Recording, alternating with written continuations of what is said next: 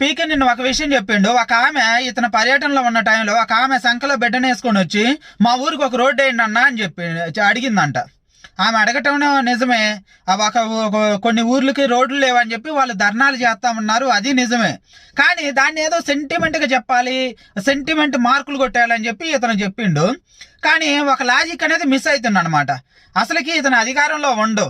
ఇతను అధికారం ఎక్కి సంవత్సరం 8 నెలలు అవుతుంది. ఇతను రోడ్లకు సంబంధించి అంటే గ్రామీణ అభివృద్ధికి సంబంధించిన శాఖ మంత్రి.